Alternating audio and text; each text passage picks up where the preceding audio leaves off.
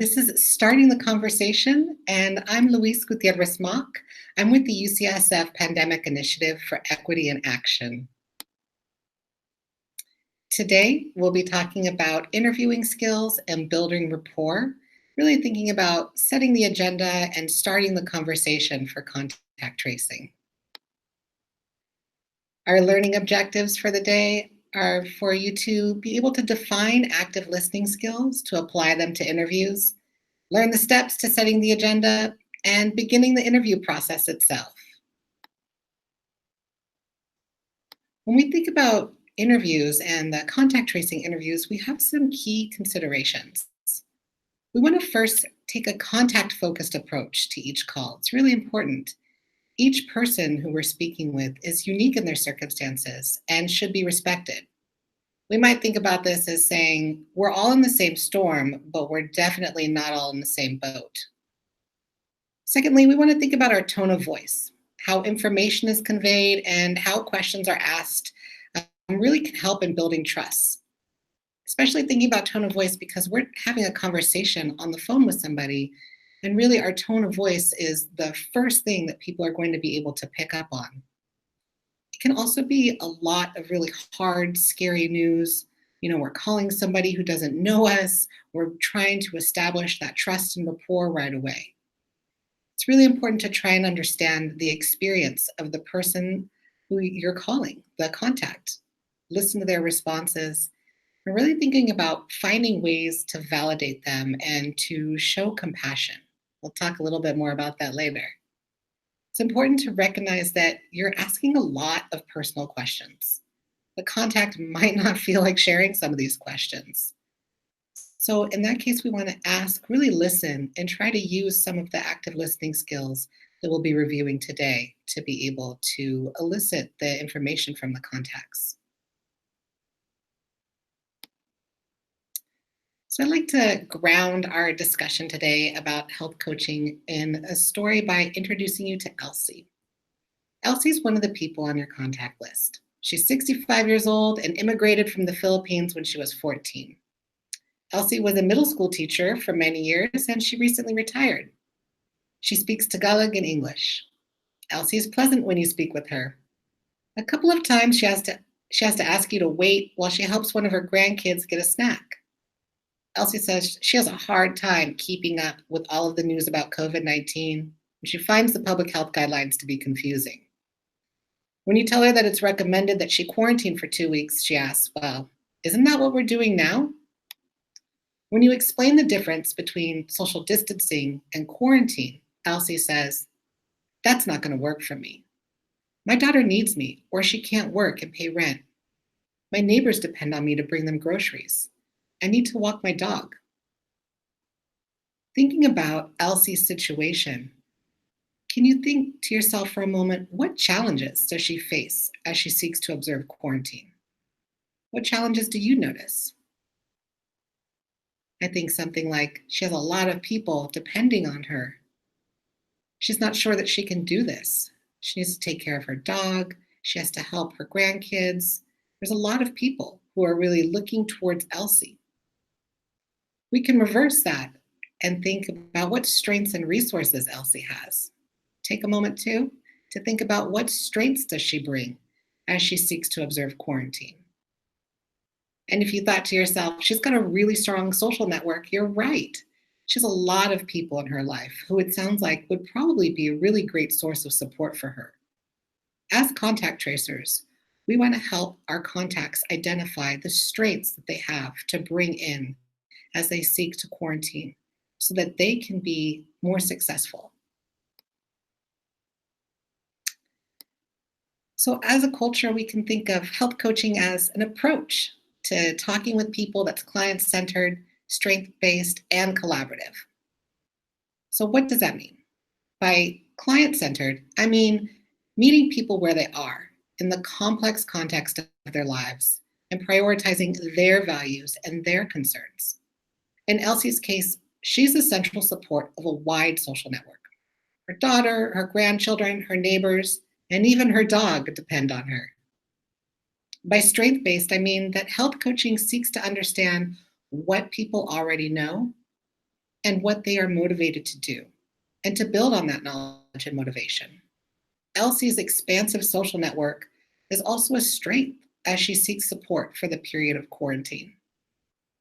Being collaborative means engaging people as the experts in their own lives to figure out how to carry out complex behavior change. In your conversation with Elsie, you will bring knowledge about COVID-19 and quarantine, and Elsie will be the expert in her own life. And only by engaging her as an expert would we be able to reach a plan that would fit and work for her. So, as a skill set, we define health coaching as a set of tools to support people in gaining the knowledge, skills, and confidence to be active participants in caring for their own health. I'll be sharing some of those tools in the videos that you'll watch in just a few moments. So, health coaching has been researched extensively in chronic disease management and addiction. You might be thinking to yourself, what does this have to do with contact tracing? Evidence shows that health coaching tools are effective in supporting people in making difficult changes to their daily lives. Much like improving diabetes control or quitting smoking, adhering to a quarantine involves a lot of pretty significant behavior change, and it's not easy. It could require changing our physical space, it could require changing our social relationships, and then we also have practical barriers like whether or not people have enough food for 2 weeks and other supplies, or how they'll communicate with their workplaces about not coming in. So let's ground this in a story using Aesop's fable. Aesop's fable tells a story of the wind and the sun. So the wind and the sun are arguing about who is the strongest. The wind proposes a competition. Do you see that, traveler? Let's see who can get his cloak off of him. And the sun agrees. So the wind goes first. The wind howls and whips around the traveler, almost tearing the cloak completely off of him. But the traveler only wraps the cloak more tightly around himself. Finally, the wind is exhausted and gives up. The sun goes next. The sun smiles warmly on the traveler, gently increasing in intensity. The traveler stops to rest, removing his cloak. Sometimes, when we seek to engage people in behavior change, we try to overwhelm, use shame, argue. We're like the wind when we're doing that.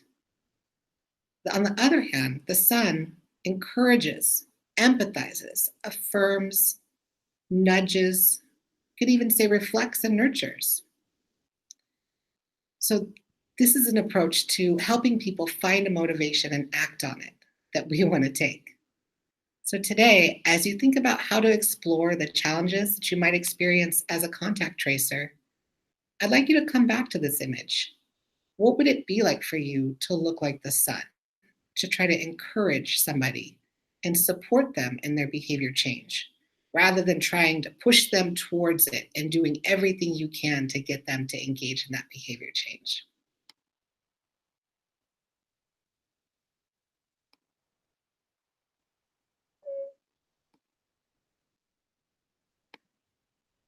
I'm going to take a pause right here and see if we can if I could do that one again, because I didn't realize that they inserted another slide here. Yeah, no problem. So I'm just going to do that one again because it's right near I'm sorry. No, it's fine. Then I didn't, anyways, I'll just start again. As we think about health coaching, we can use Aesop's fable of the wind and the sun. So the wind and the sun were arguing about who was the strongest. The wind proposed a competition. Do you see that, traveler? Let's see who can remove his cloak from him. The sun agrees. The wind goes first. The wind howled and whipped around the traveler, tearing the cloak almost off of him. The wind was trying so hard to get the traveler to do what the wind wanted to do. But the traveler only wrapped the cloak more tightly around himself. Finally, the wind was exhausted and gave up. The sun goes next. The sun smiled warmly on the traveler, gently increasing in intensity. The traveler stops to rest, removing his cloak. So sometimes when we try to engage people in behavior change, we really try to overwhelm them. We might use shame. We might be arguing. This is what the wind was doing. The sun, however, we could say encourages, empathizes, affirms, nudges, even reflects and nurtures. So, this is the approach to helping people find a motivation and act on it that we want to engage with. We want to think about being like the sun. And rather than thinking that we know what's best for people and we know that there is a behavior that we want our contacts to engage in, we want to think about what it is that we can do, what support that we can provide to help the contact choose to engage in that behavior themselves, rather than us forcing them to do it. So, as we explore the challenges that you may experience as a contact tracer today, I'd like you to come back to this image and think about what would it be like to be more like the sun? Let's look at an example of what it might be like to be like the wind.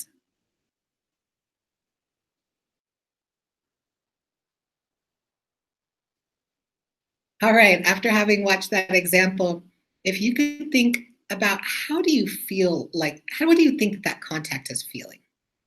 How do they feel? So, the contact tracer in this video did something that a lot of us do. When faced with what she felt like was resistance, she pushed back. She was like, this is important. She really wanted the contact to pay attention. So she urged the contact to think about the consequences of not quarantining. And so, even though both of these things are true, many of you may have observed that the contact ended frustrated and really felt unheard. So, we're talking about an alternative to, what's really kind of like a wrestling match or trying to get somebody to do what it is that we want them to do. All right, we can move into some additional principles of our health behavior coaching for starting our interview. So, first, we want to think about expressing empathy. So, this really refers to the contact tracer's ability to understand with sensitivity and accuracy the contact's experience and feelings. We're not really thinking about doing this sympathetically so much, but really that we want to be sensitive and accurate. We also want to support self efficacy. So, this means we affirm the strengths and the competencies of the contact. We think about supporting any optimism that change might be possible, that this contact believes that change is possible for them and that they could engage in that change.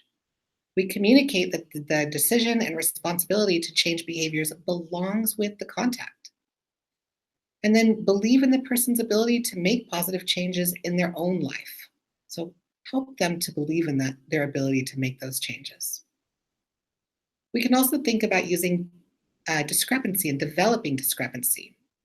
So this enables our contacts to see that their present situation may not necessarily fit into their values and what they would like to see in the future.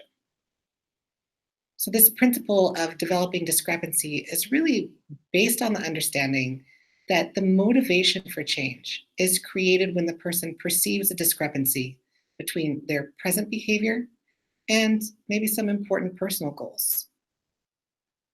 We could also think about how does continuing to go to work fit into what their interest is in not exposing family or friends. If somebody is sharing that it's important for them to keep their family and friends safe or to keep the people who they live with safe, there's some discrepancy there if they are not wanting to stay home. So we could help them to explore that. Finally, we want to think about rolling with resistance. So let's resist the urge to correct our contact and to tell people what to do. I don't know about you, but I don't really like it so much when people tell me what to do.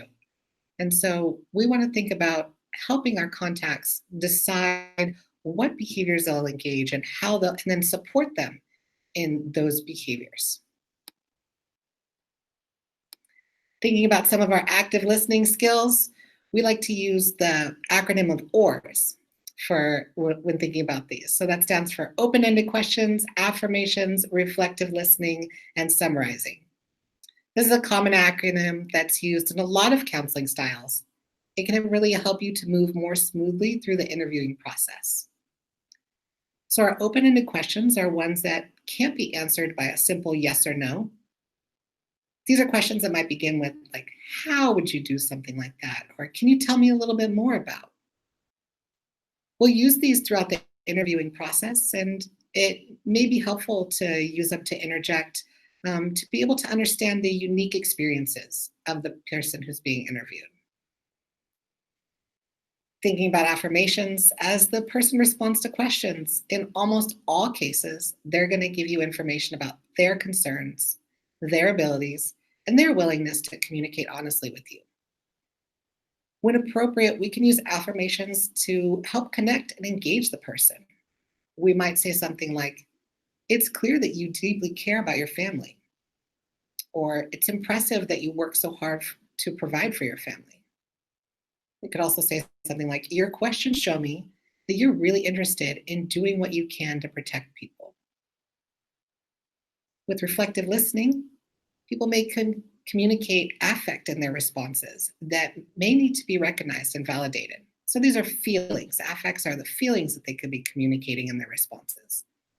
Reflective listening acknowledges those feelings and helps to engage and then respond to the person's concern. So something like, you're frustrated with all the challenges that have taken place. With summarizing, we summarize the person's statements and concerns to help understand their needs for support and to also help provide some further resources and maybe check in with our understanding of what they're sharing about their experience. Let's dig into each of these a little bit more. Our open-ended questions, again, they really invite other people to tell their own story in their own words without us leading them in a specific direction. The key thing about open-ended questions is that we really have to be willing to listen to the person's response.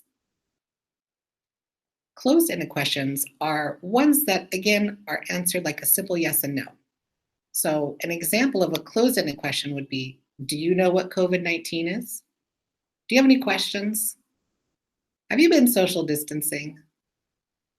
You can see that each of these questions invites a single word response, and it's going to be really difficult to continue to have a conversation with somebody to be able to share information about how to stop the spread of COVID-19 and to support them in quarantine if all we're going to do is ask them yes or no questions. So the alternative to that is our open-ended questions. Have you heard about the risk of COVID-19? Rather than, do you know what COVID-19 is? What can you tell me about the risk of COVID-19? These questions invite the contact to tell their own story. And they also let the contact share with us things that they already know. So a contact might say, I'm not sure what to do with all of the information that you gave me. And closed-ended questions are used often. Oh, sorry, I'm going to pause this real quick. Sorry, I'm making you cut things a lot. This is the note. The note's funky for this one.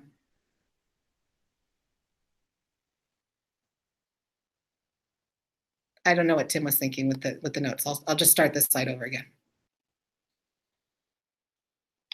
And thinking about some more open-ended questions, we have a lot listed here. Again, open-ended questions can't be answered by a simple yes or no.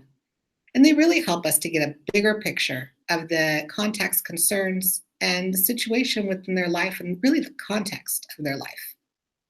It helps us as contact tracers with giving relevant information, referrals, and appropriate recommendations. So some additional examples might be, what do you know about COVID-19?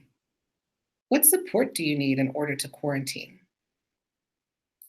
What's the first thing you need to do to make these recommendations work? All right, on to our A in our ORs, our affirmations. So affirmations are a chance to really celebrate what someone is doing well or what they know. Couple of examples of affirmations. You're clearly a very resourceful person. That's a really good suggestion. If I were in your shoes, I don't know if I could have managed nearly so well.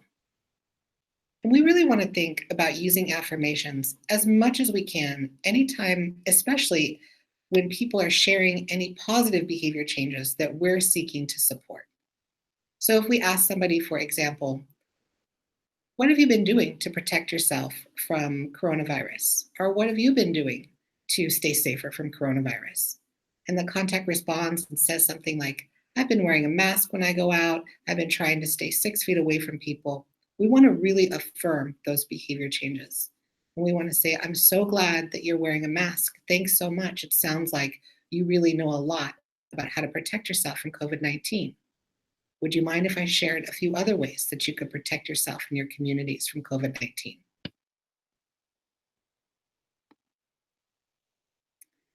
Moving on to our R and our Ors, reflections. So the reflections give the message that I'm listening to you, that the contact knows best about their life. And it's really putting into our own words what the person is saying. And it can also help them to hear what they are saying. And we want to think about saying this as a statement rather than a question.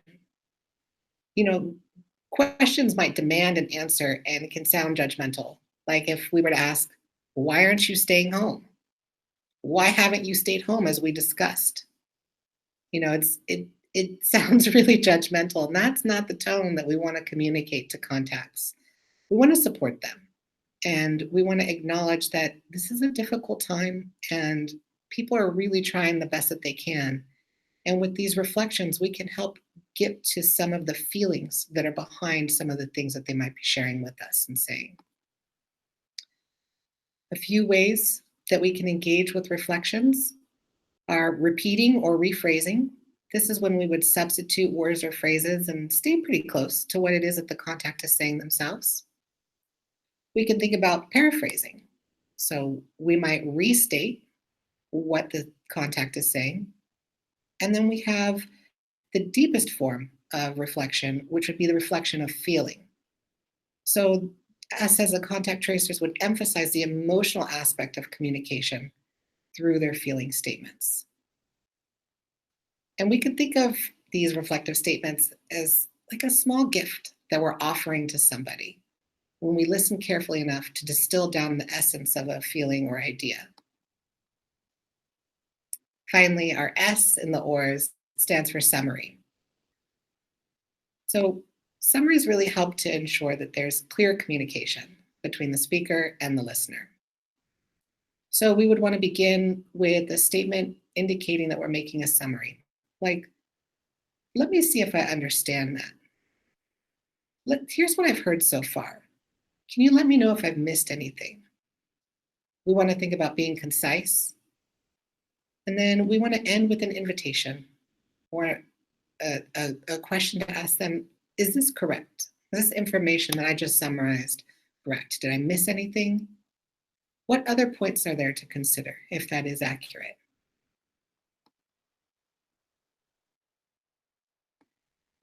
So we invite you to practice on your own because these skills may seem really simple.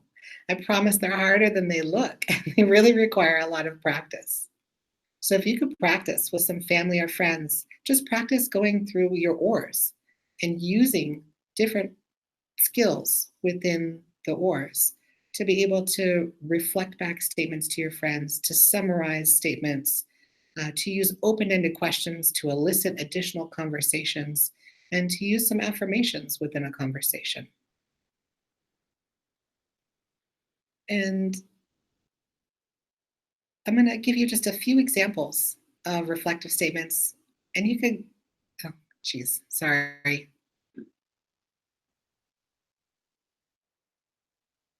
I'm just trying to think about how to do this without learners live.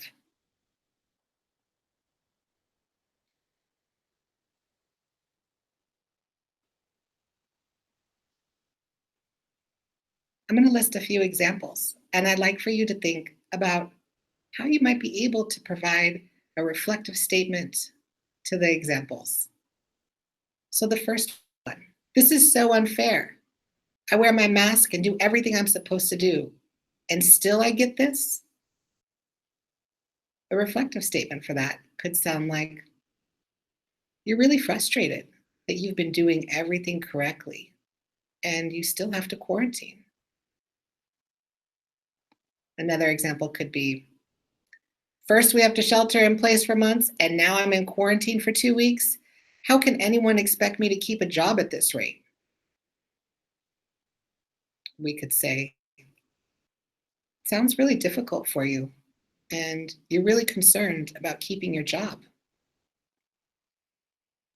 There's a lot of emotion behind some of the statements that I read, and our reflective statements can be a tool to help diffuse some of that emotion.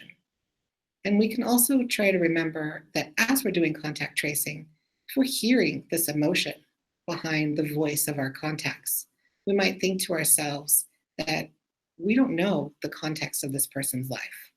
We don't know what it is that they've experienced, and it's unlikely that they are mad at us as somebody who's calling them on the phone.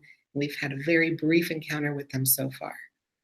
What they might be angry, frustrated, or scared about is the context of living with COVID-19 and dealing with quarantine and knowing that they have been in close contact with somebody who's been tested positive.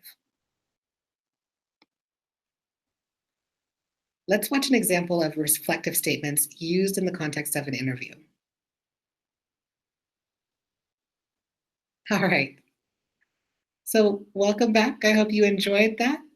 If you could just think about, how do you think that the contact was feeling at the beginning of this conversation? Probably pretty scared, a little defensive. What about at the end of the conversation? You could see that as the contact tracer was engaging with the contact and was using those reflective statements, it helped to diffuse some of the emotion that the contact was experiencing. And so the contact was probably feeling like, maybe they could do quarantine and they could try to figure this out with the contact tracer's support. All right, we'll be focusing on 5 tools from what we like to call a health coaching toolbox. These tools are setting the agenda, ask, tell, ask, closing the loop, action planning, and addressing motivation. We're going to go first to the first skill, setting the agenda.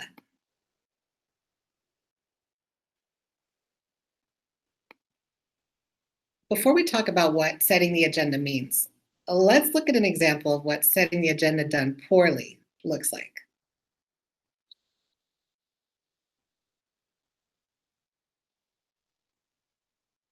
All right, so that was setting the agenda done poorly. If you could think to yourself, how was this contact feeling?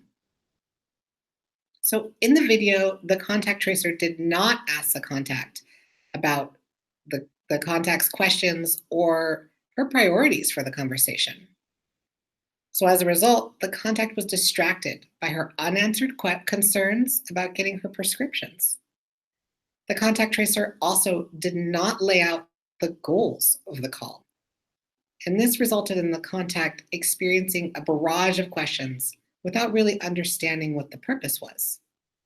The contact in this scenario cut off the conversation, which might be a signal that she's not convinced of the value and the purpose of the conversation. So setting the agenda is about laying out our priorities for the call, but it's also about understanding the priorities of the contact. Fundamentally, setting the agenda is really about an agreement between our contact and ourselves about how to best use the limited time that we have available. So there's 4 steps to setting the agenda. The first step would be to ask, what questions or concerns do you hope to talk about today? This could sound something like, how do I take care of my dog? And how can I get food for myself? Then we want to share what we hope to talk about. This could sound something like, I'd also like to ask you about any symptoms you may have had. The next step is to identify what from the contact's concerns you can address today and what you might need help in seeking help with and answering. This could sound something like, I'm happy to share some resources for food for you. However, I'm new in my role and I'm not sure about resources for your pet. Would it be okay if I get back to you about that? Finally, we would briefly summarize all of the agenda items, both ours and the contacts. And this could sound like, great. So today we'll be talking about food resources, symptoms, and I'll ask my supervisor about resources for your pet, and I'll get back to you. So let's go back to the same interaction and see what setting the agenda looks like when it's done the right way. What a difference, right? So in this dialogue, the contact tracer came to an agreement with the contact about how they would use their time on the phone. Because the contact has described her primary concerns and being reassured that they'll be addressed, she's much more open to discussing other topics, like symptoms that might be on the contact tracer's mind. So as we wrap up this first section, I'd like to make an argument for why we use some of these interviewing techniques. First of all, I'm just going to say it works. We know that these interviewing techniques have worked. We use them a lot with different types of health behavior coaching and a lot of different types of behavioral interventions. We know that a small intervention can have a really big effect, especially when we're thinking about stopping the spread of COVID-19. We also know that the opposite approach would be a more confrontational style of counseling has poor results. And it also makes our jobs easier and more enjoyable when we're seeking to collaboratively partner with our contacts and to help support them in the behavior changes that they feel like they could do in ways that would best fit their lives. And finally, this just reflects the values of contact tracing.